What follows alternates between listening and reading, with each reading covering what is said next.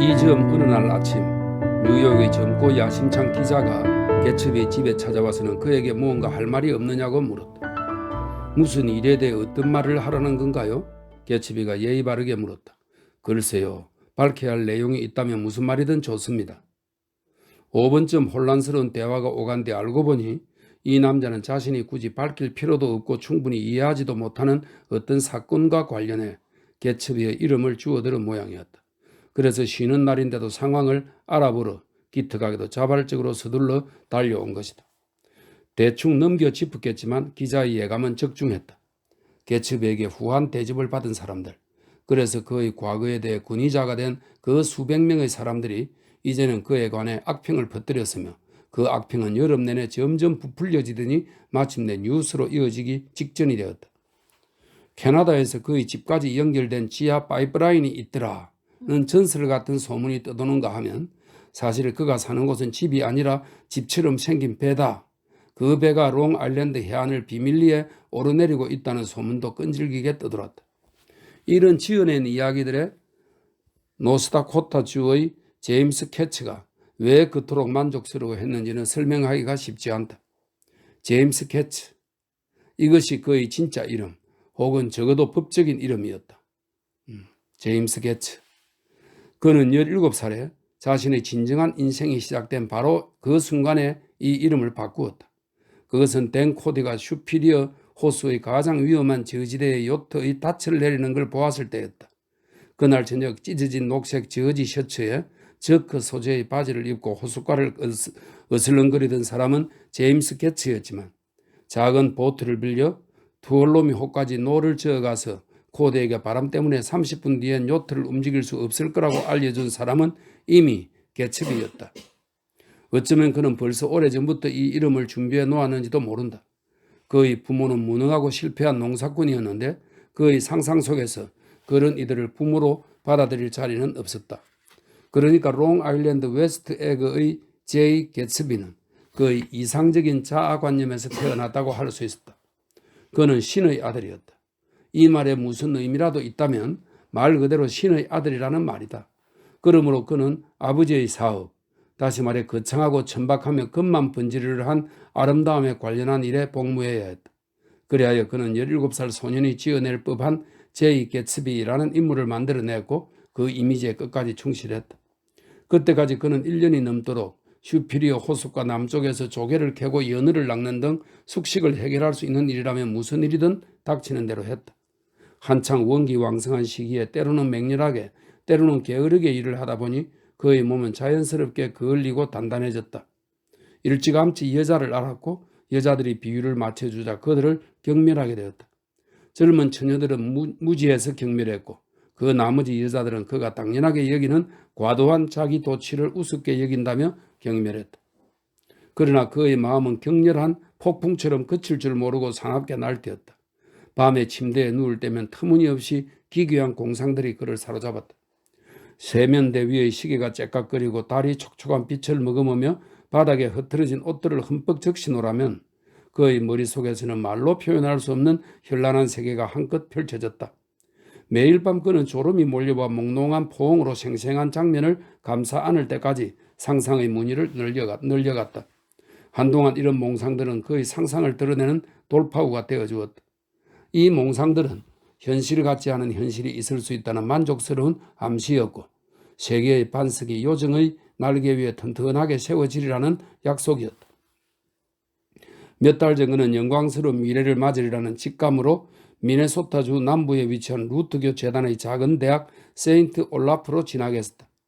그러나 그곳에서 2주를 지내는 동안 자신의 운명의 북소리, 아니 운명 자체에 대한 철저한 무관심에 크게 낭패감을 느꼈고 대학을 마치기 위해 해야 했던 자벽부일이 경멸스러워졌다. 그래서 슈피리어 호수로 다시 돌아오게 되었고 댄 코디의 요트가 호수가 얕은 곳에 닻을 내리던 그날까지 여전히 무슨 일을 해야 할지 찾고 있었다. 당시 나이 50살이던 코디는 네바다주의 은광지대와 유콘 강 유역에서 만들어낸 인물이자 1875년 이후 쇠붙이를 찾아 쇄도하던 모든 이들이 우러러보는 인물이었다. 몬테나주에서 구리를 그래 억만장자가 된 덕분에 육체적으로는 팔팔했지만 마음은 물러지기 시작했고 이를 눈치챈 수많은 여자들이 돈을 뜯어내리고 그에게 달려들었다. 그 결과 엘라 카이레라는 신문 기자에 의해 썩 달갑지 않은 상황이 벌어졌으니 그녀는 마치 맹트농 부인처럼 그의 나약함을 이용해 그를 요트에 태워 바다로 보내버렸고, 이 일은 1902년의 과장된 저널리즘계에서 모르는 사람이 없을 만큼 널리 알려졌다. 이후로 그는 5년 동안 몹시도 쾌적한 해안을 따라 항해하다가 마침내 리틀걸 베이에서 제임스 개츠의 운명으로 등장하게 되었다. 젊은 개츠가 노 하나의 의지에 난간이 둘러쳐진 갑판을 올려다 보았을 때 이 요트는 세상의 모든 아름다움과 화려함을 대표했다. 아마도 그는 코디에게 미소를 지었을 것이다. 자신이 미소를 지으면 사람들이 좋아한다는 걸 이미 잘 알고 있었을 테니까. 아무튼 코디는 그에게 몇 가지 질문을 던졌고 관로 속에 그 가운데 하나에서 바뀐 이름을 듣게 되었다. 그러면서 이 젊은이가 제법 민첩하고 야심이 어마어마하다는 걸 확인했다. 며칠 후 코디는 그를 들루스에 데리고 가 푸른색 외투 한 벌과 저크 천으로 만든 흰색 바지 6벌, 요트 모자 하나를 사주었다. 그리고 투올로미호가 서인도 제도와 바르바리 해안을 향해 출발할 때 개츠비도 함께 떠났다. 그는 코디의 잡다하고 사적인 일을 맡아 처리하는 고용인이 되었다. 코디 곁에서 집사, 항에서 선장, 비서, 심지어 간수 역할까지 번갈아 수행했다. 정신이 말짱할 때 댄 코디는 자신이 술에 취하면 금세 흥청망청 낭비할 거라는 걸 잘 알았기에 개츠비를 더욱 믿고 이해함으로써 그 같은 만일의 사태에 대비하려 했기 때문이다. 이들의 관계는 5년 동안 계속되었고 그동안 그 요트는 미 대륙을 세 차례 돌았다. 어느 날 밤 엘라 카이에가 보스턴에서 요트에 오르고 그로부터 일주일 뒤 댄 코디가 처참하게 사망하지만 않았다면 이 관계는 영원히 계속되었을지 몰랐다. 개츠비의 침실에 걸려있던 댄 코디의 사진이 기억난다. 냉정하고 공허한 인상의 혈색 좋은 반백의 남자. 미국 역사의 한 시기에 서부 개척지 접경의 거칠고 야만적인 매음굴과 술집을 동부 해안에 부활시킨 개척자이자 남봉꾼. 개츠비가 술에 그의 손을 대지 않는 이유도 간접적으로는 코디 때문이었다. 요란한 파티가 벌어지는 동안 때때로 여자들은 그의 머리에 샴페인을 들이붓고 문지르곤 했지만 개츠비 자신은 조금도 술에 손을 대려 하지 않았다. 개츠비는 코디에게 25,000달러의 유산을 물려받았지만 자신의 소유로 만들지는 못했다. 자신에게 불리하게 적용된 법적 장치가 도무지 이해되지 않았지만 남겨진 수백만 달러의 재산이 고스란히 엘라 카이에의 몫이 되었다. 그에게 남은 것이라고는 코디에게 받은 대단히 적절한 교육뿐이었고 그로 인해 제이 개츠비라는 모호한 윤곽이 한 남자의 실체로 메워졌다. 그는 이 모든 이야기를 한참 후에 들려주었지만 내가 지금 이 이야기를 적는 이유는 그의 과거 행적들에 관한 회개한 소문들이 조금도 진실이 아니라는 것을 밝히기 위해서다. 더구나 그가 나에게 이 이야기를 들려준 때는 내가 그를 완전히 믿어야 할지 아예 부정해야 할지 한참 혼란스러워하던 시기였다. 그러므로 나는 막간을 이용해 다시 말해 개츠비가 잠시 숨을 돌리고 있던 잠시의 틈을 이용해 그에 관한 일련의 오해들을 없애려는 것이다. 그의 연애와 관련해 나도 잠시 휴식기를 가졌다. 몇 주 동안 그를 보지 않았고 그와 전화통화도 하지 않았다. 그 무렵 나는 주로 뉴욕에서 지내며 조던과 쏘다녔고 그녀의 나이든 이모에게 환심을 사려 애쓰고 있었다. 그러던 어느 일요일 오후 마침내 그의 집에 가게 되었다.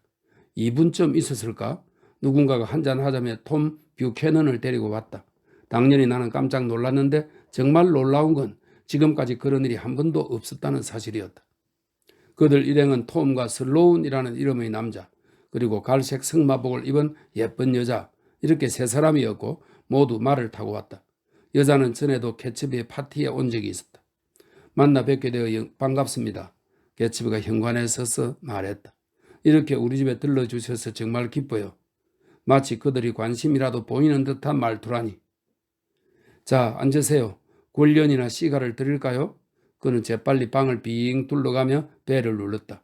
곧 마실 걸 가지고 오도록 할게요. 나는 톰이 이 자리에 있다는 사실에 크게 동요하고 있었다. 그러나 그들이 순전히 한잔할 생각으로 왔을 뿐이라는 걸 막연히 알아차렸기에 뭐라도 대접하기 전까지는 마음이 불편할 테였다. 슬로운 씨는 아무것도 마시지 않겠다고 했다. 레모네이드 드시겠어요? 괜찮습니다. 그럼 샴페인이라도 조금 드릴까요? 감사하지만 생각이 없군요. 죄송합니다. 승마는 즐거우셨나요? 이 근처 길이 아주 좋더군요. 아무래도 자동차가 많이 다니니까. 네, 그렇죠. 개츠비는 초면이라며 톰을 소개받은 뒤 충동을 억제하지 못하고 몸을 움직여 자꾸만 톰을 돌아보았다. 언젠가 뵌 적이 있는 것 같은데요, 뷰캐넌 씨? 예, 네. 톰은 무뚝뚝한 말투로 예의를 갖추어 대답했지만 기억나지 않는 게 분명했다. 뵌 적이 있어요. 똑똑히 기억이 납니다. 2주 전쯤이었죠? 맞아요. 여기 닉과 함께 계셨죠. 댁의 부인을 알고 있습니다. 개츠비가 거의 공격적으로 말을 이었다. 그렇습니까? 톰은 내 쪽으로 고개를 돌렸다. 이 근처에 살지 닉? 옆집에. 그래? 슬로운 씨는 대화에 끼이지 않았지만 그만한 자세로 느긋하게 의자에 기대앉았다. 여자 역시 아무 말도 하지 않았는데 하이볼 2잔을 마신 다음부터는 뜻밖의 다정한 태도를 보였다. 다음 파티 때 우리 모두 참석할게요, 개츠비 씨. 그가 말했다. 그래도 되죠? 물론이죠. 와주시면 기쁘게 맞이할게요. 정말 친절하시군요. 슬로운 씨가 별로 고마워하는 기색 없이 말했다. 자, 이제 슬슬 집으로 출발해야 할 것 같은데 천천히 계시다 가세요. 개츠비가 그들에게 간청했다. 그는 이제 겨우 스스로를 통제하게 되어 톰을 더 자세히 알고 싶었다. 그러지 마시고 좀 더 계시다가 저녁까지 드시는 게 어떻겠어요? 아마 뉴욕에서 다른 분들이 오실 거예요. 그러지 말고 저하고 같이 저녁 먹으러 가시는 건 어때요? 여자가 열성적으로 말했다. 2분 다요. 나를 포함해서 한 말이었다. 슬로운 씨가 자리에서 일어섰다. 그만 가지요. 그가 말했다. 하지만 그녀에게만 하는 말이었다. 진심이에요. 그녀가 고집했다. 2분 모두 같이 가면 좋겠어요. 자리도 넉넉한걸요. 개츠비는 내 의사가 궁금하다는 듯 나를 보았다. 그는 그들과 같이 가고 싶어 했고 슬로운 씨가 그를 데리고 가지 않기로 결정했다는 걸 눈치채지 못했다. 저는 갈 수 없을 것 같습니다. 내가 말했다. 그럼 당신은 갈 거죠? 그녀가 개츠비에게 관심을 기울이며 졸라댔다. 그러자 슬로운 씨가 그녀의 귓가에 대고 뭐라고 속삭였다. 지금 출발하면 늦지 않을 거예요. 그녀가 큰 소리로 고집을 부렸다. 저는 말이 없는데요. 개츠비가 말했다. 군대에 있을 때 종종 승마를 즐겼지만 말을 구입한 적은 없어요. 저는 제 차로 따라가야 할 것 같군요. 잠시만 실례할게요. 남은 우리들은 현관 밖으로 나왔고 슬로운과 여자는 현관 한쪽에서 열을 올리며 대화를 하기 시작했다. 맙소사, 저 사람 정말 우리를 따라올 건가 봐. 톰이 말했다. 그녀가 원하지 않는다는 걸 모르는 거야? 여자가 계속 같이 가자고 하잖아. 오늘 그녀가 여는 파티는 큰 디너 파티인데 거기에 저 사람이 알만한 사람은 아무도 없을걸? 톰이 눈살을 찌푸리며 말했다. 그나저나 저 사람 도대체 어디에서 데이지를 만난 거지? 맙소사, 내 생각이 구식인지 모르겠지만 요즘 여자들 너무 싸돌아다니는 거 도무지 마음에 안 들어. 그러니 별 미친놈들을 다 만나는 거지? 그때 갑자기 슬로운 씨와 여자가 계단을 걸어 내려와 각자의 말에 올라탔다. 어서 가지. 슬로운 씨가 톰에게 말했다. 늦겠어. 지금 출발해야 해. 그러고는 나를 돌아보며 말했다. 기다릴 시간이 없어서 먼저 갔다고 그 사람에게 전해주겠소? 톰과 나는 악수를 했고 나머지 사람들과는 차갑게 고개를 끄덕이며 인사를 주고받았다. 그들이 진입로를 따라 빠른 속도로 말을 달려 파르르의 무성한 잎들 아래로 사라져가고 있을 때 개츠비가 모자와 가벼운 외투를 손에 들고 현관에서 나오고 있었다. 톰은 데이지가 혼자서 사람들과 어울리는 것이 확실히 불안한 모양이었다. 돌아오는 토요일 밤 개츠비의 파티에 그녀와 함께 온 걸 보면 말이다. 어쩌면 그가 참석한 바람에 그날 저녁이 유독 답답하게 여겨졌던 걸까? 그해 여름 개츠비가 열었던 다른 파티들보다 유독 그날의 기억이 생생하다. 파티는 여느 때와 다름없이 같은 사람들, 적어도 같은 부류의 사람들이 참석했고 여느 때와 다름없이 엄청난 양의 샴페인이 준비되었으며 여느 때와 다름없이 각양각색의 다채로운 분위기로 소란이 일었지만 나는 그날의 공기에서 지금까지 그곳에서 느끼지 못했던 어떤 불편함, 곳곳에 배인 무언가 불쾌한 기분을 느꼈다. 아니 어쩌면 단지 내가 이 세계에 익숙해진 탓인지도 몰랐다. 그리고 익숙해졌다는 의식조차 없었기 때문에 웨스트 에그를 자체의 기준과 자체의 훌륭한 형태를 지닌 그 자체로 완벽한 세계, 어느 도시와도 견줄 수 없는 최고의 도시라고 여기게 됐는지도 몰랐다. 그런데 이제 나는 데이지의 눈을 통해 이곳을 새롭게 바라보고 있었다. 적응하기 위해 온 힘을 쏟아온 대상을 새로운 시각으로 바라보게 된다는 건 언제나 서글픈 일이다. 톰과 데이지는 땅거미가 질 무렵 도착했다. 우리가 생기에 넘치는 수많은 남자들 사이를 거닐고 있을 때 데이지의 목소리는 목 안에서 소곤소곤 장난을 치고 있었다. 이런 분위기에 있으면 너무 흥분돼. 그녀가 속삭였다. 네 오빠, 오늘 저녁 아무 때나 나한테 키스하고 싶으면 그냥 말만 해. 내가 오빠를 위해 기꺼이 키스해 줄게. 그냥 내 이름을 말해. 아니면 녹색 카드를 꺼내 보이거나 내가 녹색 카드를 한 장 줄게. 주변을 둘러봐요. 개츠비가 말했다. 보고 있어요. 정말 놀라워요. 지금까지 이름만 듣던 유명 인사들 얼굴이 많이 보일 거예요. 톰은 그만한 시선으로 사람들 무리를 천천히 훑어보았다. 우리는 별로 돌아다니는 편이 아니라서요. 그가 말했다. 사실 여기에 내가 아는 사람은 아무도 없는 것 같습니다. 그래도 저 숙녀분은 아시겠죠? 개츠비는 대단히 아름다운 여인을 가리켰다. 그녀는 하얀 자두나무 아래에서 난초처럼 품위 있는 자태로 앉아 있었다. 이제까지 환영일 거라고만 여겼던 유명한 영화배우를 직접 눈으로 볼 때 대개 그렇듯 톰과 데이지는 마치 현실이 아닌 것만 같은 묘한 기분으로 그녀를 빤히 바라보았다. 정말 매력적이야. 데이지가 말했다. 그녀를 향해 몸을 숙이고 있는 남자는 영화감독이에요. 개츠비는 지나치게 격식을 차리며 두 사람을 이 무리 저 무리로 데리고 다녔다. 뷰캐넌 부인입니다. 뷰캐넌 씨고요. 그리고 잠시 망설인 다음 이렇게 덧붙였다. 폴로 선수지요. 아, 아닙니다. 톰이 서둘러 아니라고 부인했다. 전 폴로 선수가 아니에요. 그러나 그 소리는 분명 개츠비를 기쁘게 해 주었을 것이다. 그날 저녁 내내 톰은 폴로 선수로 통했으니 말이다. 유명한 사람들을 이렇게 많이 보는 건 처음이에요. 데이지가 외쳤다. 나 저 남자 좋아했는데 이름이 뭐더라? 저기 코가 파란 남자 말이에요. 개츠비는 남자를 알아보고 그저 그런 영화 제작자라고 덧붙였다. 그렇구나. 아무튼 저 사람 좋아했어요. 내가 폴로 선수라니 그건 좀 사양하고 싶은데. 톰이 유쾌하게 말했다. 그냥 이 유명한 사람들을 바라보기만 하면 좋겠어. 사람들에게 잊힌 채로 말이야. 데이지와 개츠비는 춤을 추었다. 그의 우아하고 신중한 폭스트롯 스텝에 놀랐던 기억이 난다. 그가 춤추는 모습을 본 건 그때가 처음이었다. 춤을 춘 후에 두 사람은 우리 집으로 천천히 걸어가 30분 동안 계단에 앉아 있었고 그동안 나는 데이지의 요청에 따라 정원에서 주변을 살폈다. 불이 나거나 홍수가 날 경우에 대비해야 하잖아. 그녀가 말했다. 하나님이 벌을 내릴지도 모르고. 저녁을 먹기 위해 모두 앉아 있을 때 그동안 사람들에게 잊혀있던 톰이 모습을 드러냈다. 나 저쪽 사람들하고 함께 식사해도 될까? 그가 말했다. 어떤 친구가 재미있는 이야기를 시작할 참이거든. 그래, 가봐. 데이지가 상냥하게 말했다. 혹시 사람들 주소를 적으려면 여기 내 작은 금색 연필을 써. 그녀는 잠시 후 주위를 둘러본 다음 나에게 그 여자가 품위는 없지만 얼굴은 예쁘다고 말했다. 그리고 나는 데이지가 개츠비와 단둘이 보낸 30분을 제외하면 그날 저녁을 썩 즐겁게 보내지 않았다는 걸 알았다. 우리 테이블에 앉은 사람들은 유독 술에 취해 있었다. 그렇게 보인 건 내 탓이었다. 불과 2주 전만 해도 나는 개츠비가 전화를 받으러 간 사이에 지금 함께하는 이 사람들과 즐거운 시간을 보냈었다. 그런데 당시 나를 즐겁게 해주던 것들이 지금은 공기 중에 부패해가고 있었다. 괜찮으세요, 베데크 양? 이름이 불린 여자는 내 어깨에 좀 기대려 애써보았지만 마음대로 되지 않았다. 내 질문에 그녀는 자리에서 뻘떡 일어나 두 눈을 크게 떴다. 뭐라고요? 데이지에게 내일 저녁 클럽에서 함께 골프를 치자고 졸라대던 몸집이 크고 둔한 여자가 베데크 양을 편들면서 말했다. 오, 그 여자는 걱정 안 해도 돼요. 칵테일 5잔 마시면 꼭 저렇게 소리를 지른답니다. 술은 쳐다도 보지 말라고 그렇게 말했는데 말이에요. 나 술 안 마셨거든요. 당사자가 공허하게 부정했다. 당신이 하도 소리를 질러대서 시벳 박사님께 이쪽으로 오시라고 했어요.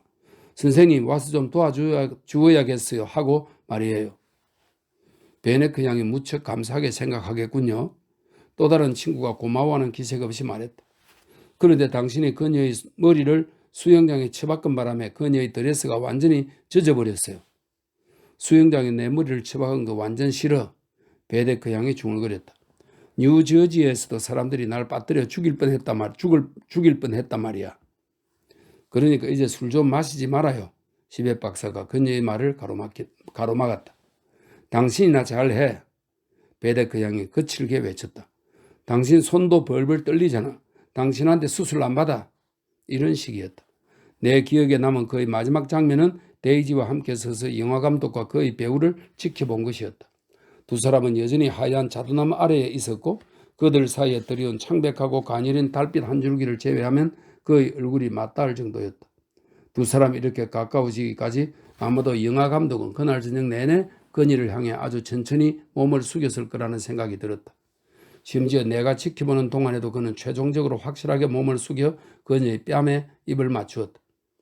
저 여자 마음에 들어. 데이지가 말했다. 사랑스러운 여자 같아. 그러나 나머지는 데이지를 불쾌하게 만들었는데 그 이유는 명백히 태도가 아닌 감정 때문이었다. 데이지는 이곳 웨스트 에그에 브로드웨이가 롱아일랜드 어촌에 일구어 놓은 이 전례 없는 지역에 는들이가 났다. 둘러 말하는 진부한 표현에 까칠하게 짜증을 내는 노골적인 활기에 이곳 주민들을 아무런 가치도 의미도 없는 곳으로 지름길을 따라 끌고 다니는 주제넘은 운명에 경악했다. 그녀로서는 도무지 이해할 수 없는 바로 그 천진난만한 모습에서 데이지는 끔찍한 무언가를 바라보았던 것이다. 톰과 데이지가 타고 온 자동차를 기다리는 동안 나는 그들과 함께 현관 계단에 앉아 있었다. 현관 앞쪽은 캄캄했고 환한 문이 전달하는 10제곱피트만큼의 빛만이 희꾸무레한 새벽을 밝히고 있었다. 위층 옷방의 블라인드 위로 이따금 그림자 하나가 움직이다가 밖에서는 보이지 않는 거울을 들여다보며 립스틱을 바르고 분을 두드리는 희미한 그림자들의 행렬에 자리를 내주었다. 그나저나 이 개츠비라는 인간은 대체 뭐하는 사람이야? 톰이 벼랑가 물었다. 거물 밀주업자야 뭐야? 어디에서 그런 말을 들은 거야? 내가 물었다. 듣긴 어디에서 들어? 그냥 짐작해 본 거지. 요즘 이런 졸부들은 거의 다 밀주업자잖아.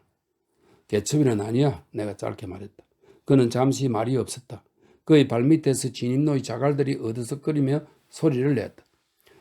이 별난 사람들을 끌어모으느라 무리 좀 했겠군. 부드러운 바람이 잿빛 아지랭이 같은 데이지의 모피깃을 살랑 흔들었다. 적어도 우리가 아는 사람들보다는 재미있잖아. 그녀가 힘주어 말했다. 당신은 별로 재미있어 보이지 않던데. 뭐 재미있었어. 톰은 큰 소리로 웃으며 나를 돌아보았다. 아까 그 아가씨가 데이지한테 찬물로 샤워를 시켜달라고 부탁할 때 데이지 얼굴 봤어? 데이지는 음악에 맞추어 리듬을 타면서 약간 쉰 목소리로 속삭이던 노래를 부르기 시작했는데 낱말 하나하나의 의미를 음미하는 일은 지금까지도 없었고 앞으로도 없을 터였다.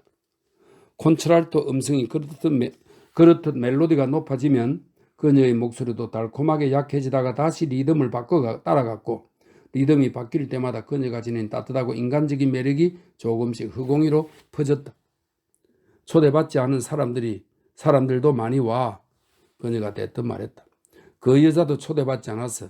사람들이 막무가내로 들어오는데도 그가 워낙 예의가 발라서 차마 거절을 못하는 거야. 그가 어떤 인간인지 뭐하는 인간인지 알아야겠어. 톰이 고집스럽게 말했다. 그 정도면 얼마든지 알아낼 수 있을 거야. 내가 지금 알려줄게. 그녀가 대꾸했다. 그는 약국을 가지고 있어 아주 많이 자기 힘으로 이렇게 세운 거야.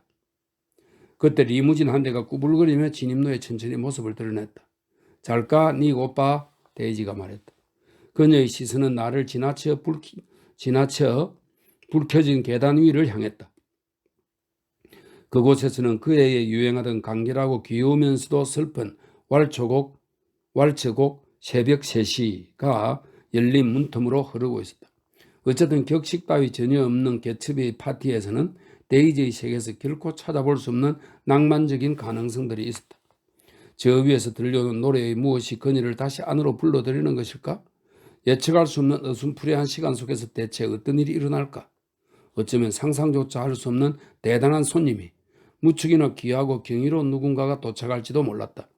어쩌면 눈부시게 빛나는 젊은 여자가 개츠비를 처음 본 순간 그 마법과도 같은 한순간의 만남으로 그가 확고하게 지켜온 지난 5년간의 사랑이 깨끗이 지워질지도 몰랐다.